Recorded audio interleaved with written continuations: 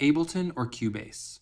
One's built for speed and creativity, the other's built for precision and control. If you're serious about music production, this choice matters. Let's hit subscribe and break it down.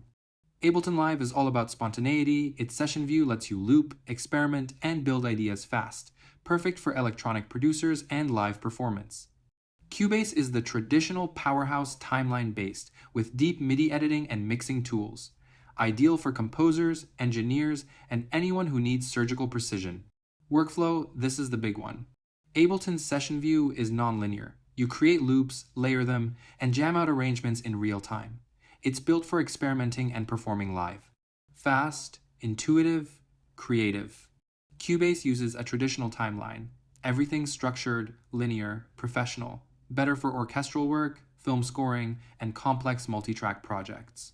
You get full control but less spontaneity. MIDI editing where Cubase dominates. Cubase has the best MIDI editor in any DAW, multi-track MIDI editing, logical editor for batch processing, event list for microscopic control. If you're writing orchestral arrangements or handling massive templates, Cubase wins hands down. Ableton's MIDI editor is simpler but limited, max 8 tracks visible at once. You'll spend more time scrolling and selecting clips. For basic MIDI work, it's fine.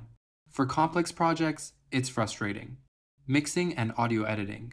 Cubase has a professional mix console that rivals Pro Tools. Full mixer view, advanced routing, precise automation. It's built for engineers who need to sculpt every detail. Ableton's mixer is hidden in session view. It works, but it's not designed for traditional mixing workflows. Audio editing is great for loops and samples with the warp feature, but waveform editing isn't as deep as Cubase. Live performance. Ableton was made for this. Session view, MIDI controller integration, seamless transitions, nothing beats it for DJs and live musicians. Cubase, not built for that. You can do it, but you're fighting the interface. Bottom line, Ableton for electronic music, live performance, and fast creative workflows, Cubase for detailed composition, mixing, orchestral work, and precision editing. Different tools, different purposes. Pick the one that fits how you actually work. That's it.